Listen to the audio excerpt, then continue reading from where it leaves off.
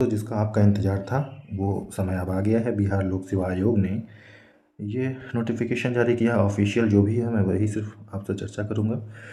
ठीक है, 1 से 5 है और 1 से 5, 6 से 8, 9 से 10 एवं 11-12 विद्यालयों को तथा इसमें अनुसूचित जाति एवं अनुसूचित जनजाति कल्याण विभाग भी शामिल रहेगा। याद रखना, दोनों भर्तियाँ एक साथ ही आती हैं। 1 से 5, 6 से 10 और 11 से 12 से विद्यालयों अध्यापक एवं प्रधानाध्यापक पिछड़ा वर्ग एवं अति कल्याण पिछड़ा वर्ग कल्याण विभाग के अंतर्गत वर्ग 6 से 8, 9 और 10, 11, 12 विद्यालय अध्यापक एवं प्रधानाध्यापक के पदों पर नियुक्ति हेतु अधियाचन प्राप्त हुई है। मतलब जो जीएडी विभाग था, ठीक है, जनरल एडमिनिस्ट्रेशन डिपार्टमेंट, उसको मिल चुकी है, तो वो उसने प्रकाशित किया है ये चीज़। ठीक है, तो अब क्या होगा, समेकित विज्ञापन प्रकाशित कर ऑनलाइन आवेदन करने से संबंधित सूचना शीघ्र ही आयोग के आधिकारिक वेबसाइट पर प्रकाशित कर दिया जाएगा। ठीक है, आगे की अगर देखें बात, तो पीपीएससी द्वारा आयोजित टीआरई 4.0 की तैयारी के लिए पात्रता एलिजिबिलिटी की बात करते हैं, तो एलिजिबिलिटी भी हम देखेंगे और देखेंगे कि 44,000 पदों पर जो भर्ती होने की संभावना है वो कितनी है, और ये भी देखेंगे कि एक नया बदलाव आया है, वो नया बदलाव है क्या। शैक्षिक पात्रता की बात करेंगे, एजुकेशन क्वालिफिकेशन की बात करेंगे, तो अलग अलग पद का नाम और शैक्षिक योग्यता हमने देखो यहाँ दे रखी। देखना, प्राथमिक शिक्षक पीआरटी के लिए 1 से 5 के जो होते हैं उनके लिए क्या है, 12वीं 50 अंक हो, डीएलएड या ग्रेजुएशन, ठीक है, प्लस डीएलएड सीटेड हो और पेपर 1 या बीटेड पेपर 1 क्वालिफाइड हो, या तो सीटेड का हो, ठीक है, या बीटेड का पेपर 1 हो क्वालिफाइड। मैंने सीटेड वाले वीडियो में सारा डिस्कस किया था कि कैसे क्या करना है। जो ऑफिशियल मैंने बताया था कि इंटरनल जो मुझे पता था जानकारी कि कब आनी है, ठीक दूसरे दिन वो आपके सामने आज मैं पढ़ रहा हूँ वही ऑफिशियल नोटिस को।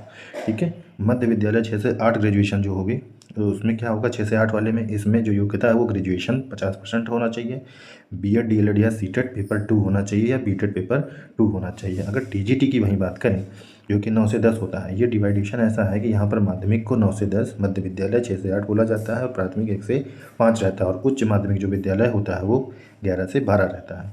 ठीक है, तो इसमें देखें 11 से 12 वालों को पढ़ाने के लिए आपका पीजी 50 अंक होना अनिवार्य होता है और बीएड हो और एस्टेट पेपर 2 हो। यहाँ सीटेट से काम नहीं चलने वाला। मैंने उस वीडियो में भी बताया था आपको कि सीटेट अगर आप क्वालिफाइड हो रहे हैं तो अच्छा है कि आपको बिहार में 6 से 8 और 1 से 5, ठीक है, ये दोनों भर्तियाँ मिल जाएंगी देखने को। अगर आप सीटेट में आपके नंबर जो है, ठीक है, जनरल कैटेगरी में, क्योंकि वहाँ पर सीटेट में जो आप क्वालिफाई करेंगे तो इस जब बिहार में आप जाएंगे तो वहाँ आपका नंबर आप जनरल कैटेगरी की तरह वाइट होंगे। तो जनरल कैटेगरी के हिसाब से अगर अदर स्टेट के हैं तो वहाँ पर क्या होना चाहिए, आपका सीटेट जो होना चाहिए, सीटेट पेपर 1, ठीक है, वो क्योंकि आप अदर स्टेट के हैं तो जब बिहार में आप पेपर देंगे, अगर अदर स्टेट के हैं बिहार में पेपर देंगे तो आप जनरल काउंट होंगे, तो आपके नंबर जनरल के हिसाब से होने चाहिए, ठीक है, ना कि एससी एसटी ओबीसी के हिसाब से। ठीक है, यही चीज़ 6 से 8 में भी लागू होती है, सीटेट, ठीक है, पेपर 2 और बीटेड पेपर 2, ये चीज़ बड़ा इंपॉर्टेंट है, ठीक है, इसको याद रखिएगा। अब यहाँ सीटेट से कोई लेना देना नहीं, यहाँ आपको स्टेट ही देना पड़ेगा, ठीक है, यहाँ आपको क्या करना पड़ेगा, स्टेट का ही देना पड़ेगा। अगर दिए होंगे आप लोग तो अच्छा है, नहीं दिए होंगे तो कोई नहीं, अगली भर्ती आएगी 3 से 4 महीने बाद, ठीक है, मतलब लगभग दिसंबर समझिए। ये तो अभी तुरंत आने वाली है, इसका पेपर तो मई जून में ही होना है, बहुत ज़्यादा होगा तो जून, वरना मई में भी हो सकता है, लेकिन उसके बाद जो आएगी अगली वो नवंबर दिसंबर में आएगी। ठीक है, नहीं दिए हैं तो अगली बार का एस्टेट जरूर देना, ये इस पेपर के बाद होगा फिर से। ठीक है, फिर आगे देखें तो एक चीज़ और भी है, सबको पता होगा वैसे कि बीएड डिग्री धारक प्राथमिक शिक्षक के लिए पात्र अब नहीं होंगे, सुप्रीम कोर्ट के आदेशानुसार है। एज लिमिट की बात करें तो 1 अगस्त से की जाती है आमतौर पर, ठीक है, तो न्यूनतम आयु 18 वर्ष और 21 वर्ष उच्च माध्यमिक के लिए होती है। देखिए प्राथमिक के लिए यहाँ पर 18 वर्ष है, ठीक है, और 21 वर्ष माध्यमिक उच्च माध्यमिक के लिए होता है। ठीक है, 37 वर्ष सामान्य पुरुष की, सामान्य महिला ओबीसी 40 वर्ष और अधिकतम आयु 42 वर्ष। ठीक है, परीक्षा का पैटर्न की बात करें तो ये बहुत ज़रूरी सेगमेंट है कि परीक्षा का पैटर्न क्या होगा। ठीक है, बिना किसी पेपर के परीक्षा का पैटर्न क्या होगा, तो परीक्षा का पैटर्न अगर हम देखें तो क्या देखने को मिल रहा है यहाँ पर कि परीक्षा के पैटर्न में, क्योंकि क्वालिफाइड थे तो इसलिए इसके बारे में मुझे जानकारी ठीक ठाक है। जो चीज़ आप दिए हों तो और ज़्यादा अच्छे से जानकारी होती है। बीपीएससी टीआर 4.0 की परीक्षा में आमतौर पर 150 प्रश्न होते हैं, ठीक है, समय 2.5 घंटे होता है। ठीक है, भाग 1 की बात करें तो 30 प्रश्न जो है क्वालिफाइंग अंग्रेजी और उर्दू बांग्ला मतलब जो और भाषा होती है उनमें होती है। तो क्वालिफाइंग नेचर का होता है। कुल मिला के आप ये समझ लीजिए। और ये क्वालिफाइंग नेचर का जो पेपर होगा वो मेरा इसी चैनल में आपको पूरा फ्री ऑफ कॉस्ट होगा। TRE 4 का जो भी हो पाएगा मैं सब कुछ इस चैनल में फ्री ही दूंगा, इसमें कुछ पेड नहीं होगा, ठीक है। आगे अगर देखें तो भाग 2 की बात करें तो समान अध्ययन आएगा। समान अध्ययन के 40 प्रश्न आएंगे, ये जुड़ेंगे जाके। तो 40 प्रश्न जो समान अध्ययन के आएंगे उसमें गणित होगा, विज्ञान होगा, भूगोल और भारतीय राष्ट्रीय आंदोलन, और इसी में आपका बिहार भी होगा, ठीक है। इसी में आपका ये जो सब चीज़ होंगी, भूगोल है जैसे राष्ट्रीय आंदोलन है, तो ये बिहार से जुड़ करके ज़्यादा होगा, ठीक है। इसमें आपका क्या होगा, बिहार होगा, ठीक है, बिहार स्पेशल, ठीक है। अब अगर भाग 3 की बात करें तो भाग 3 की जब बात करते हैं तो भाग 3 में 80 प्रश्न होंगे। कितने होंगे, 80 प्रश्न होंगे। जिस विषय में आप शिक्षक बनना चाहते हैं उसी से संबंधित वो आपका होगा, ठीक है। नेगेटिव मार्किंग बात है, वर्तमान में तो अभी तक नहीं है और नेगेटिव मार्किंग नहीं होती और आगे भी अभी नहीं होगी, ठीक है। एक महत्वपूर्ण, जो सबसे महत्वपूर्ण इस पूरे वीडियो का मकसद था कि एक 1 कैंडिडेट 1 रिजल्ट इस बार होना है। 1 कैंडिडेट 1 रिजल्ट, ये क्या होगा।